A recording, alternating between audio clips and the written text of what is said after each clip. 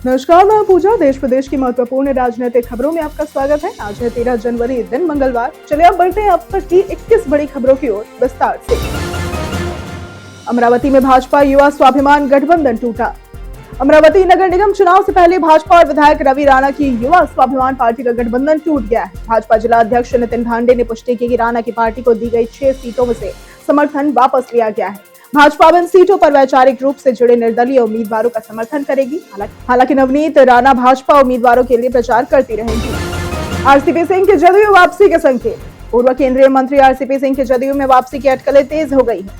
पटेल सेवा संघ के दही चूड़ा भोज में नीतीश कुमार और आरसीपी सिंह की मौजूदगी और बाद में आरसीपी का नीतीश को अभिभावक बताना चर्चा में है। आरसीपी सिंह नालंदा के रहने वाले पूर्व आईएएस अधिकारी हैं। जदयू में कभी नीतीश के बाद नंबर 2 माने जाते थे और भाजपा से नजदीकी के आरोपों के बाद उन्होंने इस्तीफा दिया था।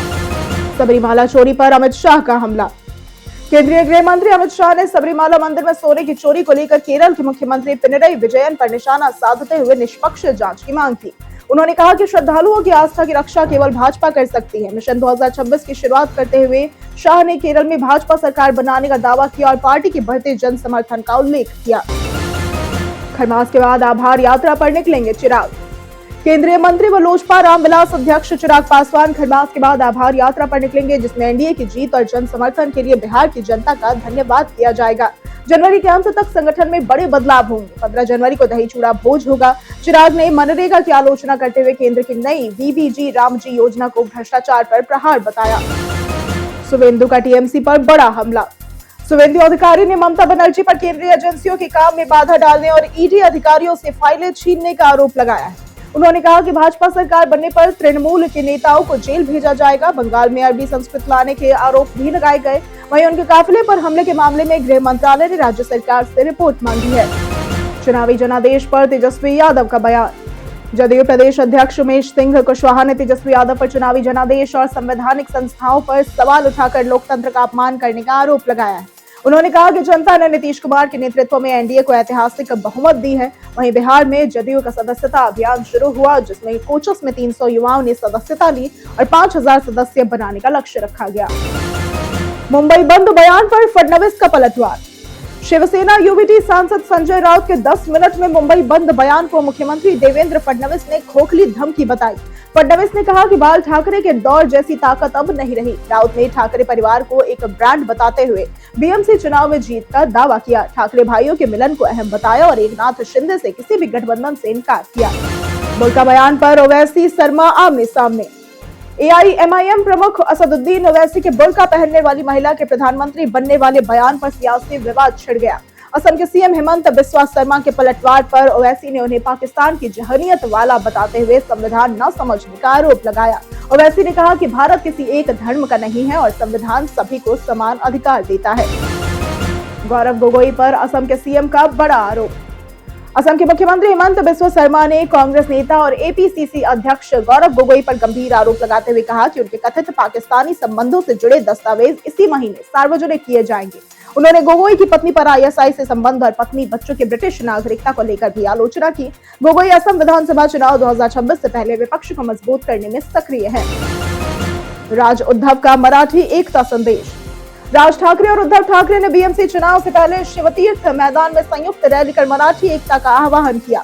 राज ने हिंदी थोपने और अडानी के जरिए मुंबई पर नियंत्रण का आरोप लगाया। उद्धव ने भाजपा पर मुंबई बर्बाद करने और फर्जी हिंदुत्व और भ्रष्टाचार का आरोप लगाया। भाजपा नेता अन्नामलाई ने दोनों को नासमझ बताते हुए आरोपों को खारिज किया। मणिशंकर अय्यर के बयान पर मचा सियासी घमासान। कांग्रेस नेता मणिशंकर अय्यर ने ऑपरेशन सिंदूर खत्म कर पाकिस्तान से बातचीत की बात कही। बीजेपी ने इस पर तीखा हमला करते हुए कांग्रेस को पाकिस्तान समर्थक बताया। भाजपा नेताओं ने इसे राष्ट्र विरोधी कहा। वहीं सपा, राजद और सीपीआईएम नेताओं ने इसे राय की आजादी, सरकार का विषय या तर्कसंगत मत बताया। सौराष्ट्र कच्छ भारत को मैन्युफैक्चरिंग हब बनने में दे रहा योगदान, पीएम मोदी। प्रधानमंत्री मोदी ने राजकोट में कहा कि सौराष्ट्र कच्छ भारत को मैन्युफैक्चरिंग हब बनाने में महत्वपूर्ण योगदान दे रहे हैं। राजकोट में 2.5 लाख से अधिक एमएसएमई हैं जो ऑटो पार्ट्स, एरोप्लेन और रॉकेट तक बनाते हैं। वाइब्रेंट गुजरात रीजनल समिट में 22 देशों के प्रतिनिधि और 5000 कारोबारी शामिल हुए। मोदी ने गुजरात की growth, renewable energy, nuclear reform और डिजिटल ट्रांजैक्शन की उपलब्धियां साझा की। उन्होंने अहमदाबाद मेट्रो फेज 2 का भी उद्घाटन किया। आरएसएस का विकास और मूल विचार स्थिर, मोहन भागवत। आरएसएस के सर संघ चालक मोहन भागवत ने कहा कि संघ बदल नहीं रहा बल्कि धीरे धीरे विकसित हो रहा है और समय के साथ उसका स्वरूप सामने आया है। उन्होंने कहा कि लोग इसे बदलाव मान रहे हैं लेकिन मूल विचार और चरित्र वही है। भागवत ने संस्थापक डॉक्टर हेडगेवार का उल्लेख करते हुए उनकी देशभक्ति, मानसिक दृढ़ता और संतुलित सोच की तारीफ की। संघ और हेडगेवार को समानार्थी बताया। ओवैसी ने असम के सीएम को दी चेतावनी। ऑल इंडिया मजलिस ए इत्तेहादुल मुस्लिमीन यानी कि AIMIM के प्रमुख असदुद्दीन ओवैसी ने असम के मुख्यमंत्री हिमंत बिस्वा शर्मा पर हमला किया। कहा कि उनके दिमाग में ट्यूबलाइट है और उन्हें संविधान की समझ नहीं है। ओवैसी ने हिजाब पहनने वाली बेटी के भारत की प्रधानमंत्री बनने की संभावना जताई और इसके जवाब में हिमंत और महाराष्ट्र के मंत्री नीतीश राणे ने इसे अस्वीकार बताया, जबकि ओवैसी ने संविधान निर्माता अम्बेडकर का हवाला देकर अपनी बात दोहराई। ज्योतिरादित्य सिंधिया ने की शिवपुरी में स्पीड पोस्ट लॉन्च होने की घोषणा। केंद्रीय मंत्री ज्योतिरादित्य सिंधिया ने शिवपुरी में स्पीड पोस्ट 24 और 48 घंटे सेवा की घोषणा की, जिससे पार्सल और दस्तावेज पहले 3 से 5 दिन की बजाय 1 से 2 दिन में पहुंचेंगे। इससे ई-कॉमर्स व्यापारी और आम नागरिक तेज, भरोसेमंद और डिजिटल ट्रैकिंग वाली डिलीवरी का लाभ उठाएंगे। इसके साथ ही पिछोर उप डाकघर का नवीनीकरण और नई अत्याधुनिक इमारत का शिलान्यास हुआ। इंडिया पोस्ट अब पत्रों के अलावा बैंकिंग, बीमा और लॉजिस्टिक सेवाओं में भी कार्यरत है।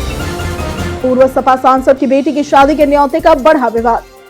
पूर्व सपा सांसद डॉक्टर ST हसन की बेटी की शादी के न्योते को लेकर सपा नेताओं के बीच विवाद बढ़ गया। पार्टी नेतृत्व की फटकार के बाद जिलाध्यक्ष जयवीर यादव ने अनुशासन और सोशल मीडिया पर विवाद रोकने की चेतावनी दी। उन्होंने पोस्टर बैनर में पार्टी नेताओं की फोटो अनिवार्य करने का निर्देश भी दिया। डॉक्टर हसन ने कहा कि शादी में सभी शुभचिंतक आए। भाजपा नेताओं को बुलाने पर सवाल उठाया और केवल अखिलेश यादव को अपना नेता माना। यूपी में सांसदों की संपत्ति में हुई जबरदस्त वृद्धि। साल 2014 से 2024 के बीच यूपी के कई सांसदों की संपत्ति में जबरदस्त बढ़ोतरी हुई है। ADR की रिपोर्ट के अनुसार फर्रुखाबाद से भाजपा सांसद मुकेश राजपूत की संपत्ति 7.25 लाख से बढ़कर 9.36 करोड़ रुपए हो गई। अलीगढ़ के सतीश गौतम की संपत्ति में 208% का इजाफा हुआ। डुमरियागंज, गोंडा और बुलंदशहर के सांसद भी टॉप 5 में शामिल है, जिन्होंने PM मोदी और अन्य बड़े नेताओं को भी पीछे छोड़ा है। सपा विधानसभा चुनाव में PDA को करेगी मजबूत। उत्तर प्रदेश में विधानसभा चुनाव की तैयारी में जुटी सपा लोकसभा चुनाव 2024 में सफल हुए PDA पिछड़े, दलित, अल्पसंख्यक फॉर्मूले को और मजबूत करना चाहती है। सपा यूपी मंत्रिमंडल विस्तार में PDA को मिली हिस्सेदारी का मूल्यांकन करेगी और संगठन में उनकी भूमिका बढ़ाकर संदेश देगी कि असली हितैषी सपा है। कुर्मी बिरादरी और अन्य पिछड़े दलित वर्गों को प्राथमिकता देते हुए विधानसभा चुनाव में इसे हथियार बनाएगी। महागठबंधन में बढ़ती खटास, एकजुटता हुई गायब। महागठबंधन में खटास अब बयानों से आगे बढ़कर आंदोलनों में दिखने लगी है। कांग्रेस और राजद अलग अलग मुद्दों पर विरोध कर रहे हैं लेकिन साथ नहीं है। मनरेगा और आर्मी कैंप भूमि पर कांग्रेस सक्रिय है तो बिहार निवास मुद्दे पर राजद। चुनावी हार के बाद आरोप प्रत्यारोप बढ़े हैं। आगामी राज्यसभा विधान परिषद चुनावों में तनाव और गहराने के संकेत है। रितेश पांडे ने जनसुराज से दिया इस्तीफा।